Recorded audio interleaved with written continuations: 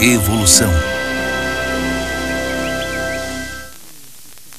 As grandes transformações. Distribuição de Daki. A civilização humana iniciou-se há milhares de anos. Mas em comparação com a idade da Terra, nós humanos acabamos de chegar. A Terra é muito antiga. Se você reunir toda a história da Terra de 4 bilhões e 600 milhões de anos até o presente e chamar de 1 hora, os primeiros 50 minutos se passaram em um mundo de micróbios, de organismos unicelulares.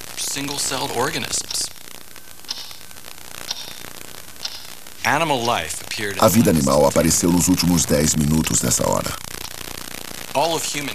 Toda a história humana, a nossa civilização, nossa evolução aconteceu no último centésimo de segundo daquela hora.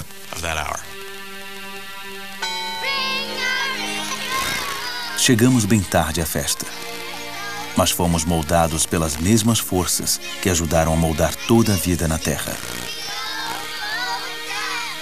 Para compreender como nos encaixamos, precisamos olhar para o passado, para muito antes de nossa própria origem, e ver como outros seres vivos evoluíram.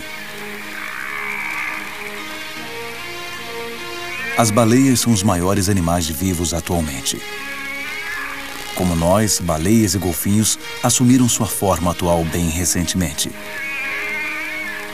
Por muito tempo, a origem desses mamíferos marinhos foi um mistério para a ciência. As baleias são tão diferentes de qualquer outro mamífero que não podemos relacioná-las com nada. E sozinhas são como um ramo da evolução dos mamíferos. Os mamíferos apareceram pela primeira vez no planeta há cerca de 200 milhões de anos. Eles têm sangue quente. Dão à luz filhotes que respiram oxigênio do ar. Todas são adaptações para viver em terra.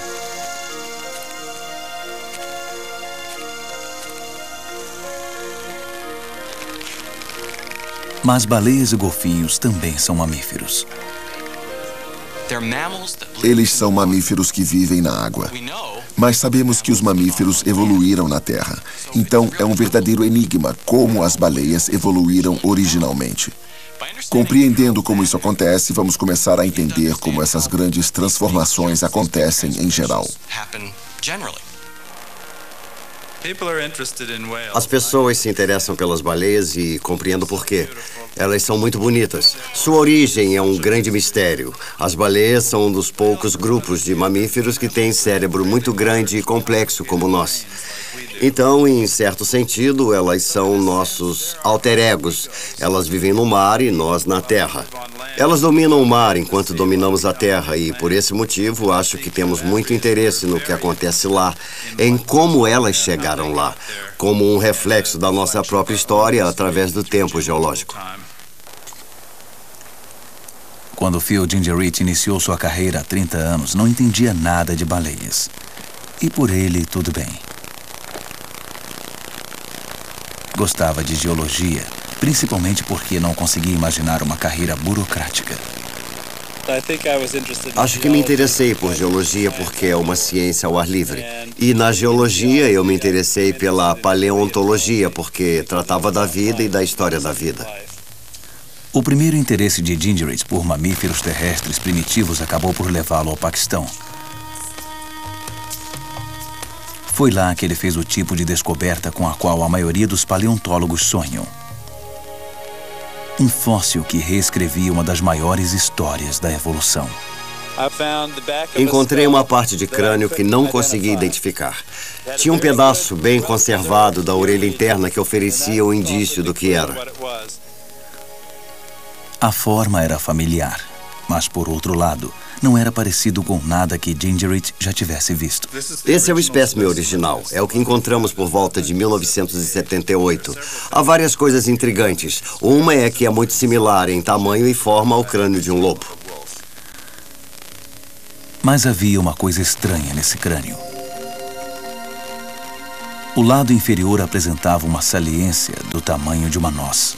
Se isto não estivesse aqui, eu pensaria que era um mamífero carnívoro arcaico, ou o que chamamos de creodonte. Mas está aqui. Era parte da orelha interna do animal e tinha uma forma distinta.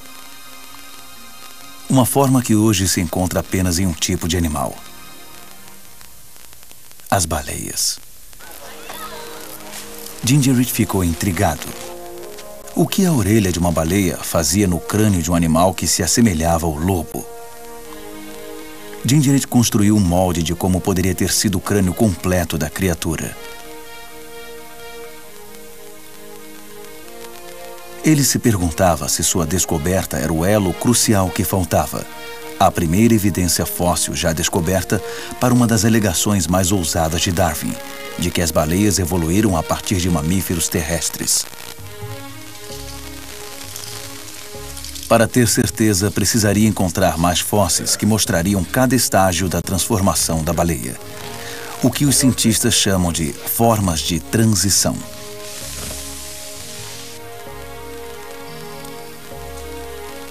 Quero alinhar todos. Quero que qualquer um possa ver e acreditar, porque já viu.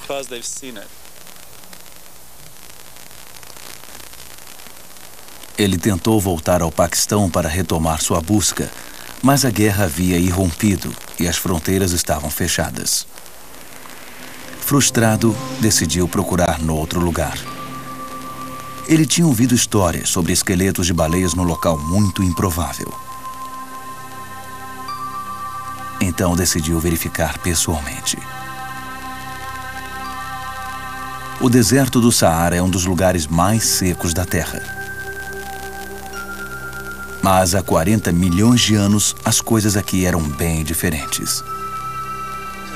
Aqui já foi mar.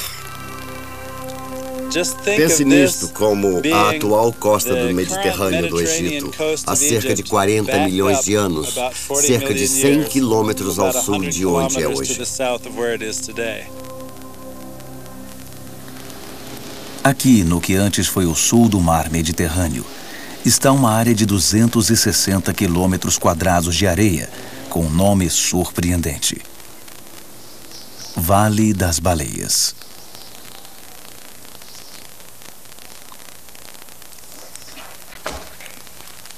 O nome é bem adequado. Espalhadas por toda parte dessa paisagem árida estão o que parecem ser pilhas de pedras rosadas. Isto é um Basilosaurus. Mas não são pedras. Dá para ver como as vértebras são grandes. Aqui está uma vértebra lombar, parcialmente desgastada. São esqueletos de baleias de 40 milhões de anos.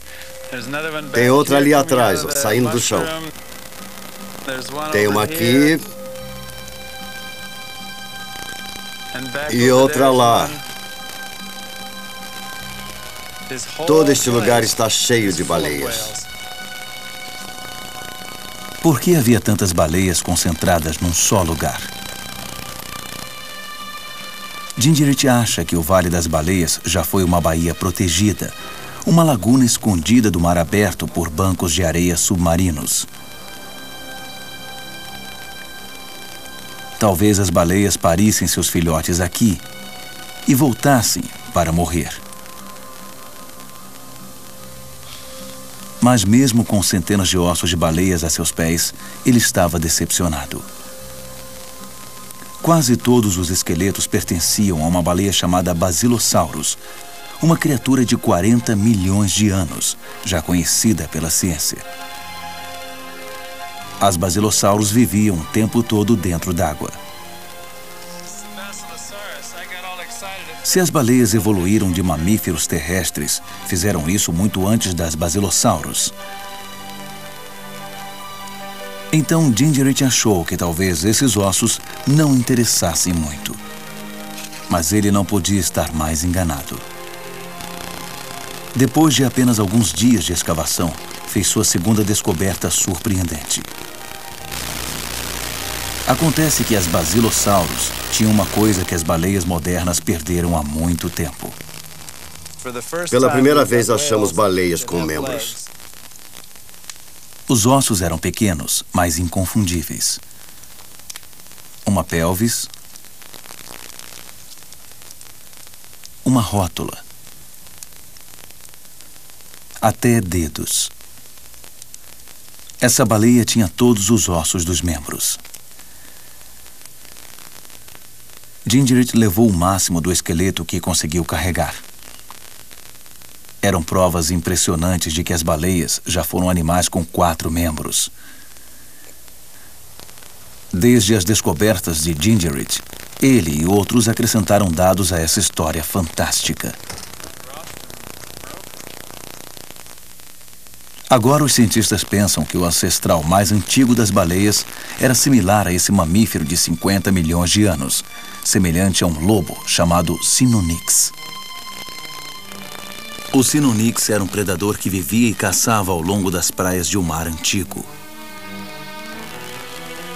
Talvez seus descendentes encontrassem na água uma fonte abundante de alimentos e um refúgio da competição.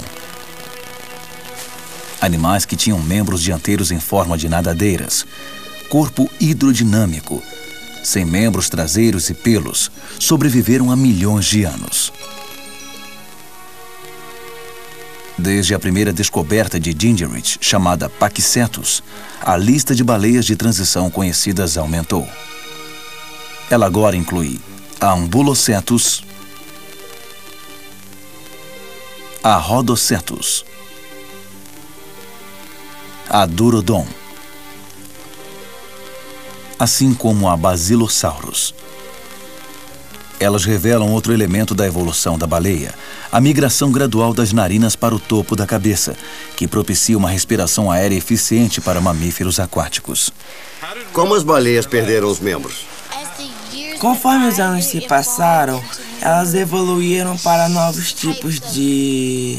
O trabalho de Gingerich demonstra aquilo em que o próprio Darwin insistia, que evidências da evolução estão à nossa volta, se resolvermos procurar. E os ossos não são a única prova da evolução das baleias.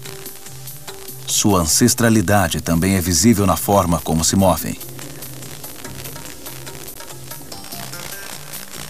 Frank Fish estuda como nadam os mamíferos marinhos de hoje. Ele procura sua herança evolutiva na forma como se movem na água. A grande pergunta é, como é que se passa de um mamífero terrestre que andava com 4 membros para um como um golfinho, que agora não tem membros traseiros e é bem adaptado para nadar no mar?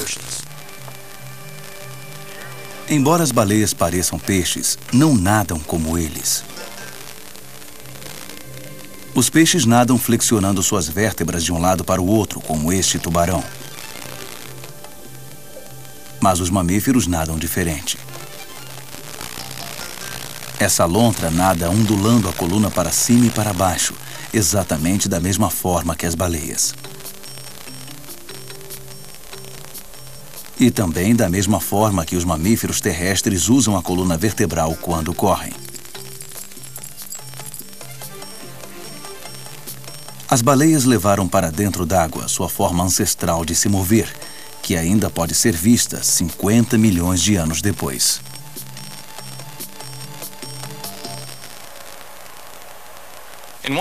De certa forma, a evolução não inventou nada para as baleias. Foi só uma adaptação dos mamíferos terrestres.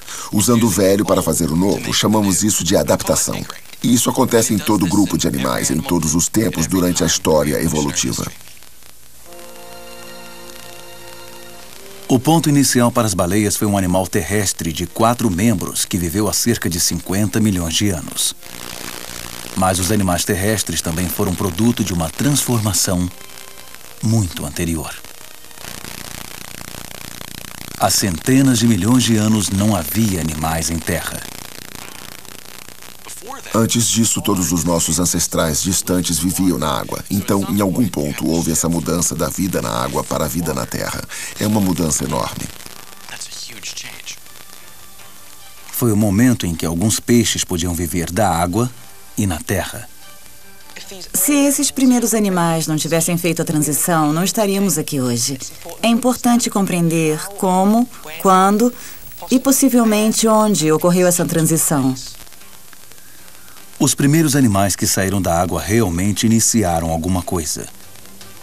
Seus descendentes acabaram evoluindo para os répteis, aves e mamíferos de hoje.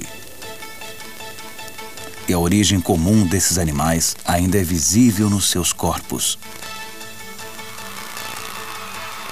Assim como nós, todos têm corpos com 4 membros. Todos são tetrápodes. Quer dizer que todos esses diferentes animais são descendentes de um ancestral comum que tinha uma coisa muito similar ou parecida com membros. Mas o que era esse ancestral comum? E como saiu da água há 370 milhões de anos? Essas são as perguntas a que os paleontólogos Neil Shabin e Ted Dashler tentam responder. Eles acham que os penhascos aqui do centro da Pensilvânia podem oferecer alguns indícios.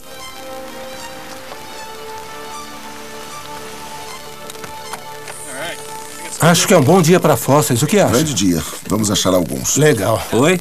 Vamos Oi, subir? Oi, Doug. Vamos por aqui? Tudo bem, vamos achar coisas boas hoje, não é? Um local improvável para procurar fósseis de tetrápodes primitivos. Mas eles estão aqui porque as pedras dessas montanhas são da era certa. São do período da história da Terra chamado Devônico. No período devônico, esse lugar era muito diferente. Ficava ao sul do Equador. É preciso lembrar que os continentes se moviam o tempo todo e naquele período o clima era bem mais tropical na Pensilvânia. Há centenas de milhões de anos, os fósseis e sedimentos nessas camadas acumulavam-se no fundo de um riacho.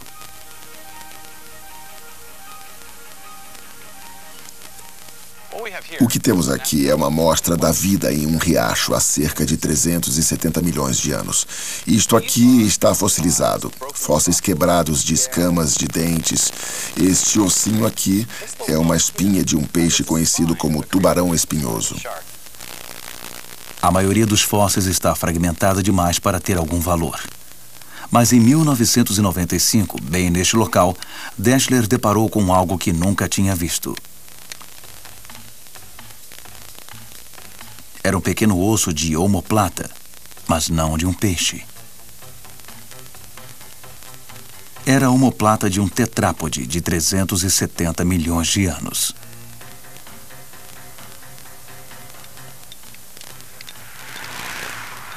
Shabin e Dashler tinham escavado os restos de uma das primeiras criaturas de 4 membros. Foi a primeira prova da existência desses tetrápodes primitivos na América do Norte. E por isso foi muito emocionante. E houve outra surpresa. Como foi encontrado no leito de um rio, é provável que este tetrápode tenha vivido na água. É uma descoberta surpreendente, não é uma coisa que teríamos previsto.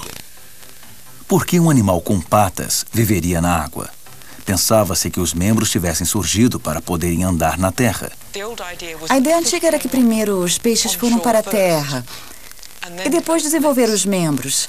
E agora achamos que os tetrapodes desenvolveram os dedos antes e depois saíram da água.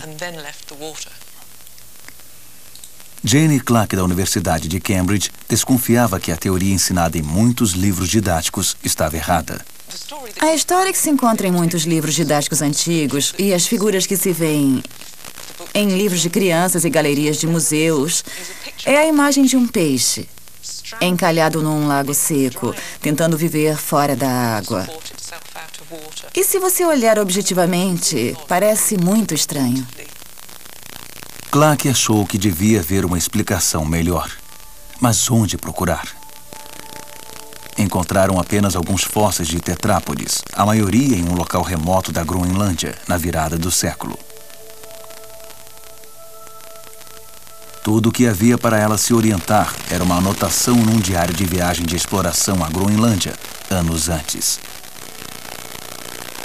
Referia-se a fósseis tetrápodes em uma montanha sem nome. Clark voou para a Groenlândia para procurar esses ossos. Acabamos achando o local numa encosta a 800 metros de altitude. Clark voltou com 4 toneladas de pedras. E passou os 4 anos seguintes perfurando. No fim, tinha o esqueleto de tetrápode primitivo mais completo já encontrado. E isso mudou para sempre os livros didáticos. Uma das primeiras coisas que encontramos foi esse membro dianteiro. No final do membro do animal estava uma inconfundível sequência de ossos. Era uma mão. Esta é uma reconstrução. O artista usou imaginação no esquema de cores e nos olhos. Mas achamos que é o mais preciso possível. A criatura denominada Cantostega era claramente um habitante da água. Tinha uma cauda parecida com a de um peixe e brânquias para respirar na água. Mas as extremidades dos membros dianteiros tinham forma de pá, possivelmente as primeiras mãos da terra. Era um animal aquático. Não sabemos se chegou a ir para a terra, mas certamente não andou da maneira convencional. Basicamente, é um peixe com dedos. A descoberta de Clark foi um avanço científico. Provou que alguns peixes tinham braços e pernas na água. Então, os tetrápodes não criavam braços e pernas depois de chegarem em terra. Essas estruturas já tinham se desenvolvido e os ajudaram a sobreviver fora d'água. O padrão básico para os membros já estava no lugar havia milhares de anos. Aqui temos a nadadeira de um antigo fóssil de peixe de 370 milhões de anos e o braço de um ser humano. Num braço humano há um osso, depois 2 ossos, o pulso e os dedos. Nessa nadadeira, o que temos? Um osso, 2 ossos, até pequenos ossos que podem ser comparados a um pulso. E depois esses ossos que se prolongam até a borda, assim como nossos dedos das mãos ou dos pés. Então, uma nadadeira de peixe existente há 370 milhões de anos já apresentava ossos que existem nos membros de um tetrápode. Com o padrão básico já existente, a transição de nadadeiras para braços e pernas ocorreu em uma série de pequenas mudanças ao longo de milhões de anos. A evolução não tem meta. A evolução não estava tentando formar braços e pernas, nem tentando tirar da água nossos antepassados distantes. O que estava acontecendo era uma série de experiências.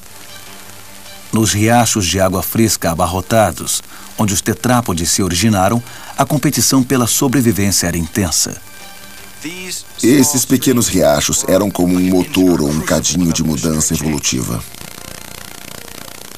Os peixes experimentavam diversos tipos de estratégia de sobrevivência.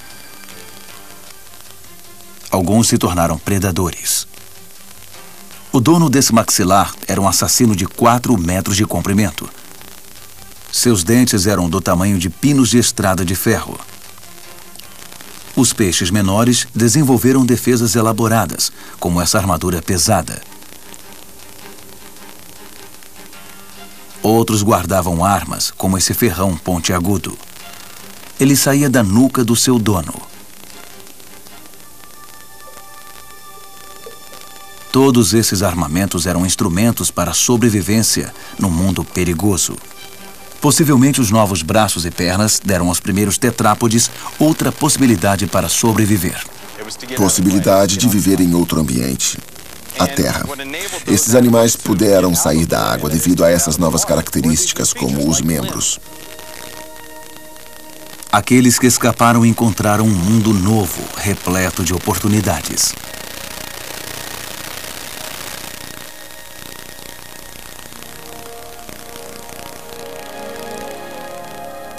A passagem da água para a terra foi somente o último exemplo da evolução, experimentando formas radicalmente novas. Uma transformação anterior, talvez a mais significativa de todas, ocorreu há mais de 500 bilhão de anos. E levou à vida animal que conhecemos. Ao longo da evolução, os membros fazem parte do corpo dos peixes, mas eles carregam a bagagem do seu passado. Pensem em um peixe. Uma cabeça, uma cauda e algumas nadadeiras. É uma estrutura corporal, mas é só uma das muitas formas como os animais são estruturados. Alguns animais são como balões, como água-viva. Outros animais têm muitas perninhas. A questão é que tipo de adaptação levou a essas estruturas corporais. Estamos falando da origem dos animais. Segundo o registro de fósseis, os animais apareceram na Terra em uma curta explosão, há cerca de 570 milhões de anos. Os cientistas chamam essa transformação crucial de explosão cambriana. A explosão cambriana foi efetivamente uma das maiores mudanças na história da vida. Há cerca de meio bilhão de anos, de repente, as coisas mudaram e ocorreu uma extraordinária explosão de diversidade. E essa súbita aparição dos fósseis levou a esse termo, explosão cambriana. E Darwin, como sempre, foi extremamente sincero. Ele disse: esse é um problema na minha teoria. Como é que, de repente, os animais surgiram do nada? E até certo ponto, isso ainda é um grande mistério. A maior parte do que sabemos da explosão cambriana é resultado de uma única descoberta, provavelmente a maior descoberta fóssil da história. Em 1913, enquanto escalava as montanhas rochosas canadenses, o paleontólogo Charles Walcott descobriu uma camada de xisto contendo milhares de fósseis delicadamente detalhados.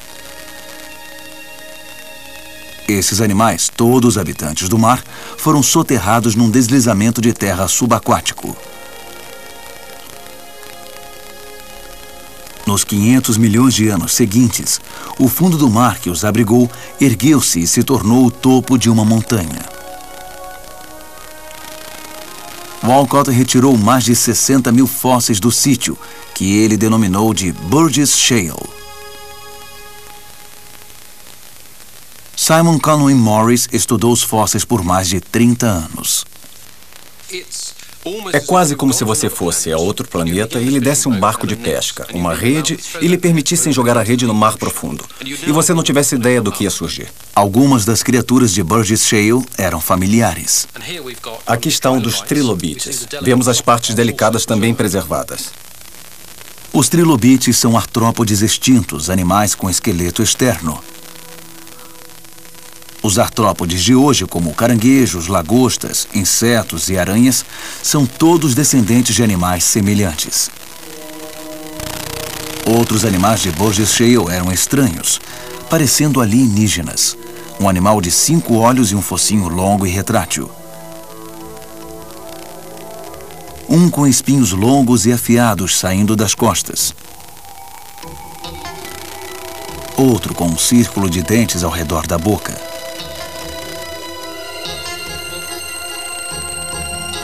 No entanto, por mais alienígenas que pareçam, também são surpreendentemente familiares.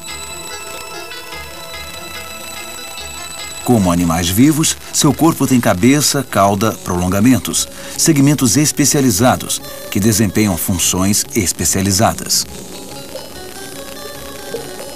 Todas as estruturas corporais básicas encontradas na natureza atualmente estão aqui.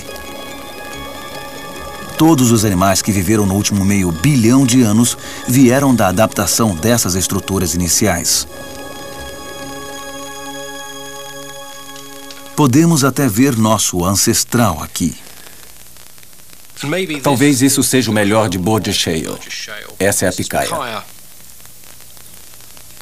Animal minúsculo, a picaia é um dos fósseis mais raros de Burgess Shale. É o único com um cordão nervoso interno semelhante a uma medula espinal.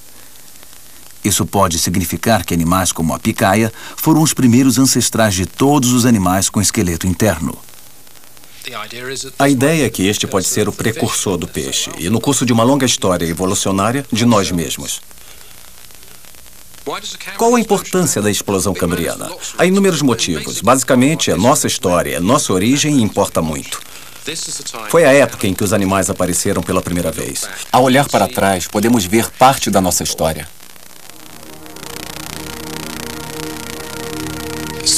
Então, o que aprendemos ao observar 600 milhões de anos de história animal? A evolução adapta os mamíferos e apareceram as baleias. Da mesma forma que adapta peixes e surgem os tetrápodes. E adapta os animais com diferentes estruturas corporais. Todos esses animais são variações do mesmo tema. A questão era o que a evolução estava adaptando.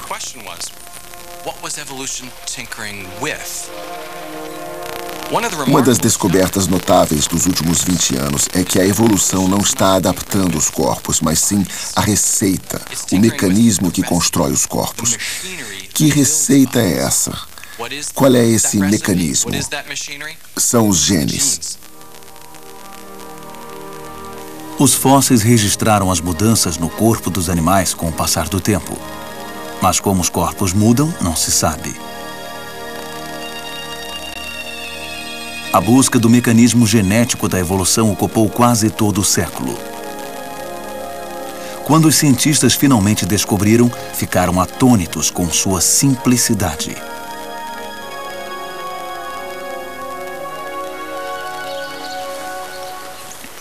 Um dos participantes mais importantes foi Mike Levine.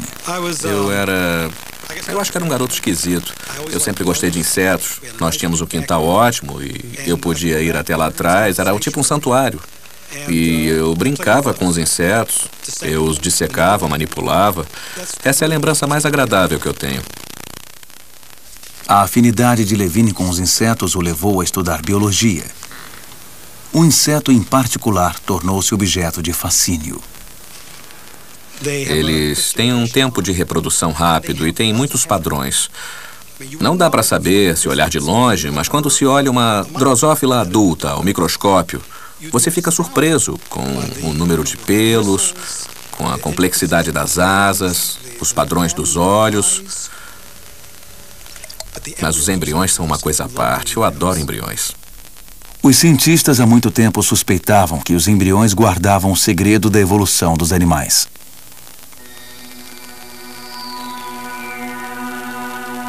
Todos os embriões começam como um agrupamento de células quase idênticas. Mas logo o embrião se divide em segmentos distintos que se desenvolvem, tornando-se a forma final do animal. O que controlava esse processo? Como os embriões sabiam que forma assumir? Uma das primeiras pessoas a estudar essas questões foi um naturalista do século XIX chamado William Bateson. Bateson escreveu que os esqueletos de animais revelavam uma estrutura básica de segmentos repetidos.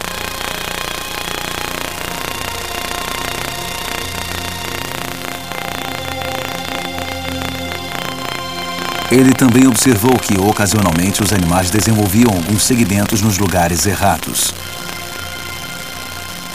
Insetos com pernas no lugar errado, caranguejos onde uma garra foi transformada em perna, jiboias com costelas a mais ou rãs com vértebras cervicais a mais, essas coisas. Para Bateson, esses desvios de desenvolvimento significavam que a forma básica do animal estava sendo modificada. Ele não tinha ideia de como isso acontecia, mas desconfiava de que essas mudanças ao acaso poderiam fornecer incentivo para a evolução. Na década de 1940, trabalhando com a drosófila, cientistas aprenderam a provocar rupturas no processo de desenvolvimento, imergindo os embriões em veneno e radiação. E então, quando fizeram isso, encontraram moscas com as estruturas das asas modificadas, pernas alteradas e moscas bem especiais que têm uma parte do corpo no lugar errado, ou uma cópia de uma parte normal do corpo em outra parte.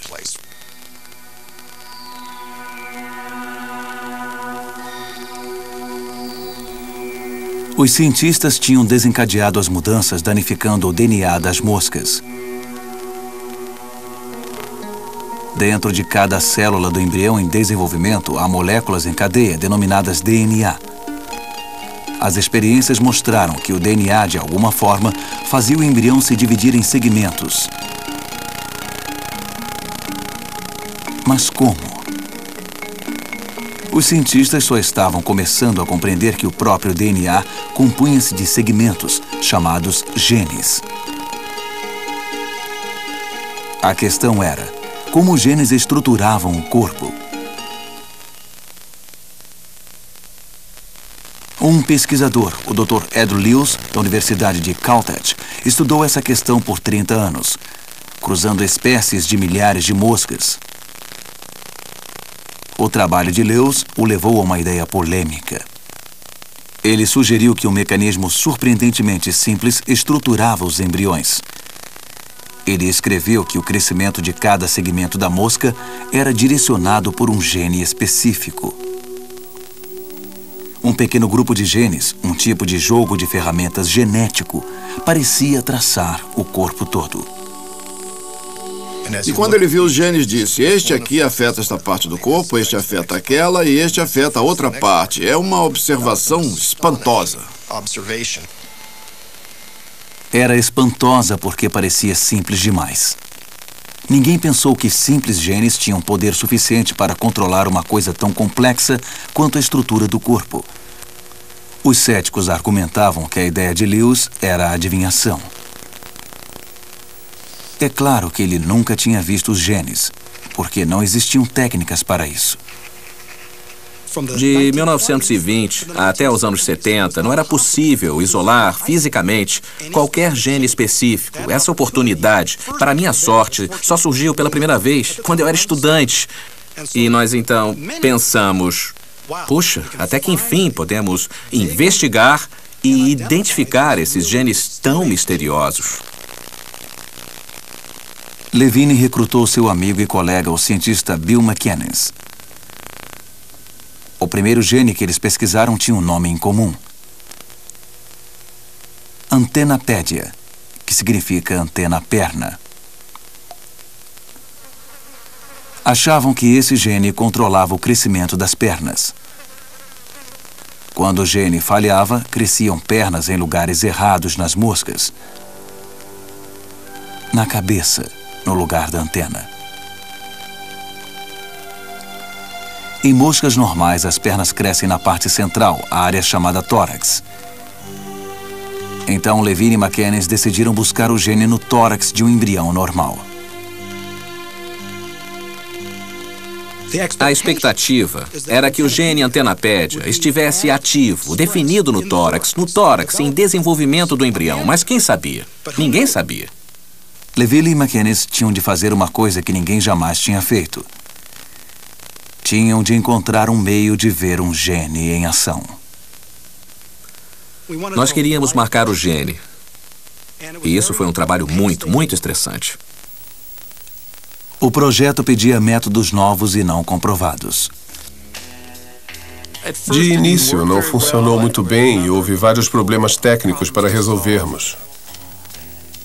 A equipe tinha de encontrar o equilíbrio delicado de sondas radioativas e enzimas tóxicas. O excesso das duas poderia destruir os embriões. O processo não era muito gratificante no cotidiano. Era inacreditavelmente chato. Foram meses de tentativas e erros.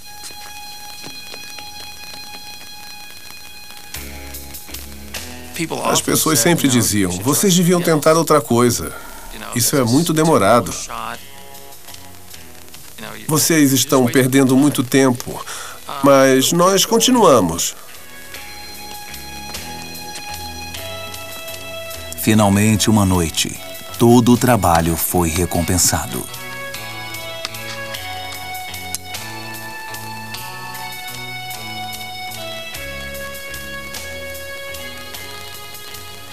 Houve um momento em que nós vimos que o gene marcado foi transformado em uma faixa, no meio de um embrião muito novo. Isso nunca tinha sido visto antes. O gene antenapédia estava agindo como uma chave mestra, marcando o segmento de embrião que se tornaria o tórax.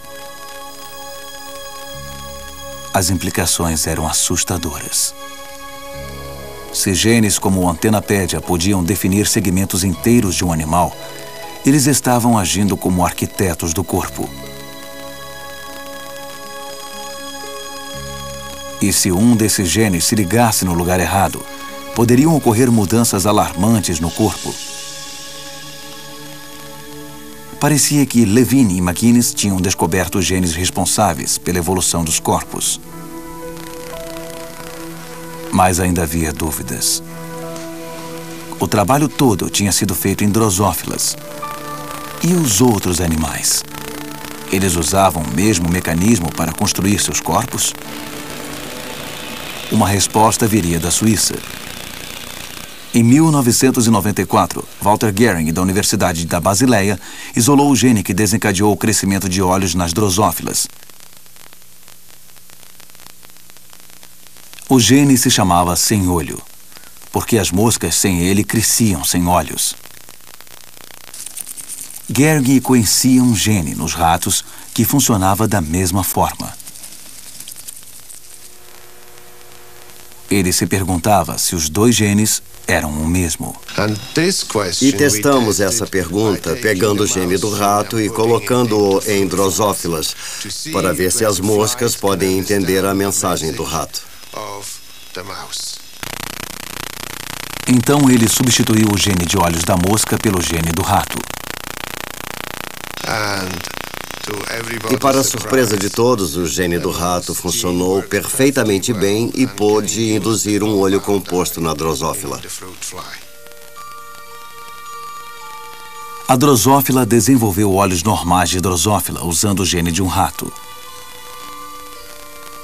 Além de os dois animais usarem o mesmo mecanismo, usavam o mesmo gene. Esse era o mecanismo por trás das asas extras, das pernas saindo da cabeça e dos animais deformados de Batson.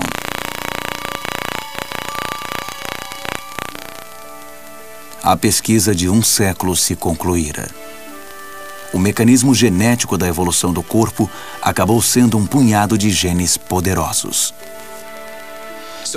Então isso significa que, de certa forma, a evolução é um processo mais simples do que pensávamos, quando se pensa em toda a diversidade das formas. Primeiro acreditávamos que isso envolveria todos os tipos de criações insólitas, sempre partindo do zero. Agora compreendemos que a evolução funciona com pacotes de informações e as utiliza de diferentes formas e em várias combinações, sem necessariamente ter de inventar nada fundamentalmente novo, mas apenas novas combinações. De repente, a semelhança de formas entre os animais foi compreendida. Os animais se assemelhavam uns aos outros porque todos usavam o mesmo grupo de genes para construir seus corpos.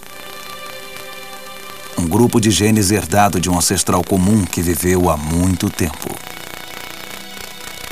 E o que vemos agora entre todos os animais são apenas variações de uma estrutura corporal que existiu há 500 milhões de anos. Só se pode tirar uma conclusão inevitável disso, que é, se todas essas ramificações têm esses genes, então é preciso ir à base, que é o último ancestral comum de todos os animais, e deduz-se que ele deve ter tido esses genes. Então toda a evolução de animais, todo o surgimento da diversidade animal foi alimentado essencialmente pelo mesmo grupo de genes. Ed Lewis ganhou o Prêmio Nobel em 1995 pela descoberta do grupo universal de genes que constrói o corpo dos animais.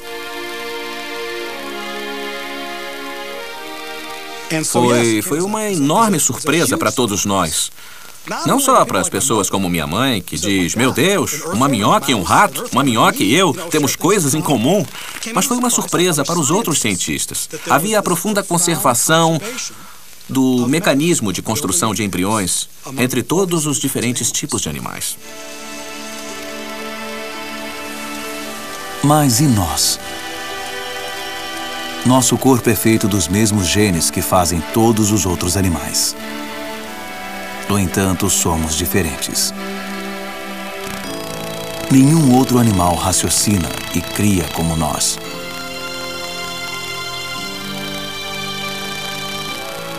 Parecemos tão especiais que é difícil não pensar que, de alguma forma, somos uma exceção na evolução.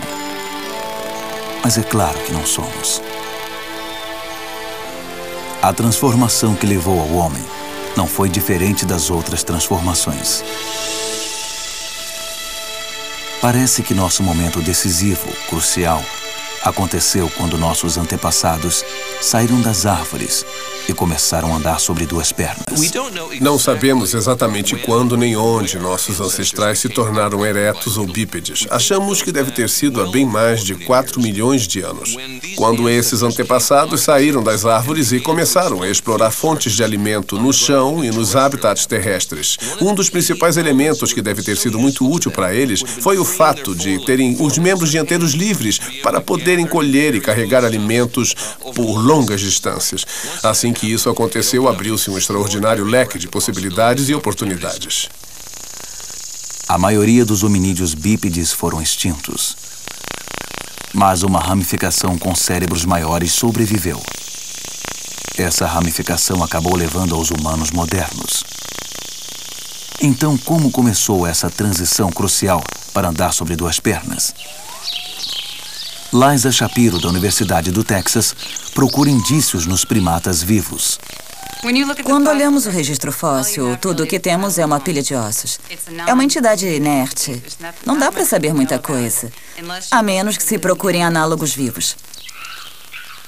Se observarmos os animais vivos, temos os ossos, mas também podemos observar como se movem. Nos seus movimentos, os lêmures vivos se assemelham aos primatas habitantes de árvores que viveram há 50 milhões de anos.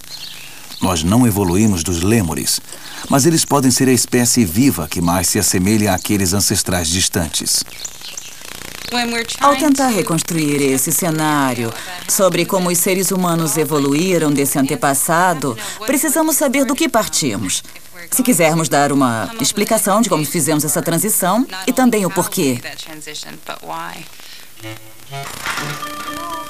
Hoje, Shapiro está reunindo dados no estilo de movimento de um lêmure. Pequenos refletores foram colocados delicadamente nas costas do animal. Uma série de câmeras com raios infravermelho gravará o lêmure andando sobre essa ponte improvisada. É claro que levar um lêmure a fazer qualquer coisa na hora certa dá um pouco de trabalho. Isso!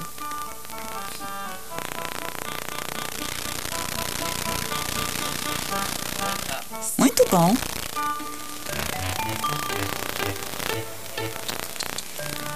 Por fim, o animal atravessa.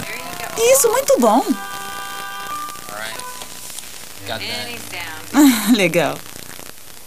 O movimento da coluna do lêmure agora pode ser analisado em 3 dimensões. Os dados revelam que as vértebras do animal são extremamente flexíveis, capazes de muitos tipos de movimento. Os lêmures são quadrúpedes, mas também são muito bons para saltar. Como esses lêmures, os primeiros primatas deviam se mover de todas as formas. Andando de 4, subindo nas árvores e até pulando em posição ereta.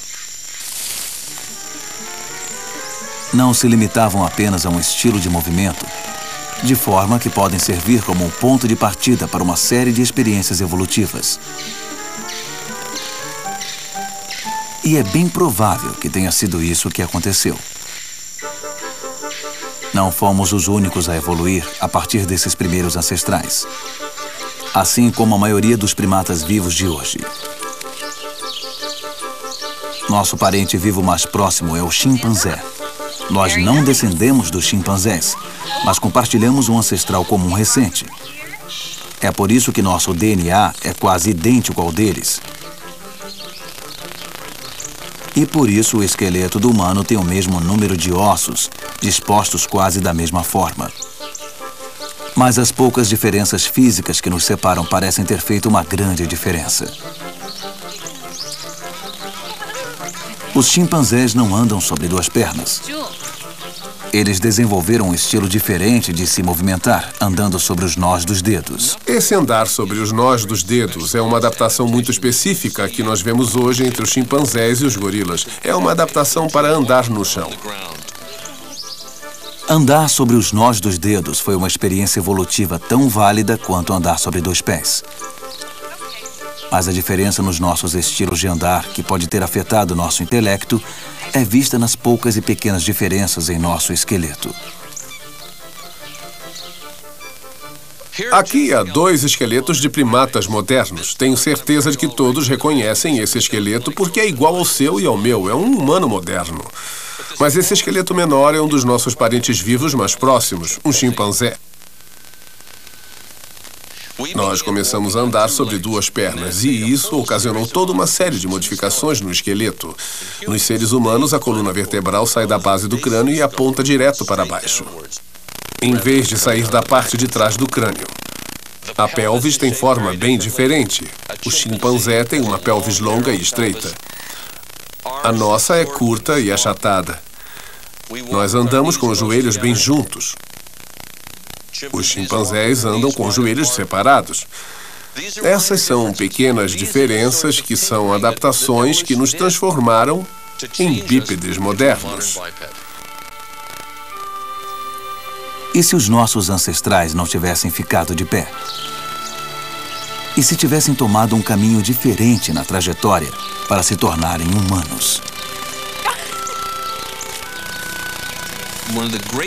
Um dos maiores equívocos que a maioria das pessoas comete é achar que, como nossos antepassados ficaram de pé, seria quase inevitável estarmos aqui hoje, que a espécie egocêntrica, o Homo sapiens, evoluiria dessa maneira.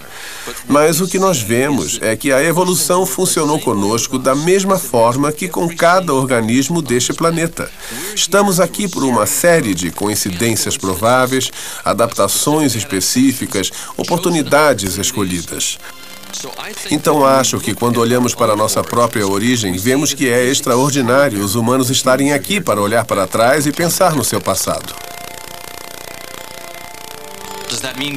Isso quer dizer que não somos singulares em muitos sentidos? Claro que não. Somos nós que contamos essa história. E isso é muito importante. Que a evolução, que a vida, chegou ao ponto de podermos contar essa história.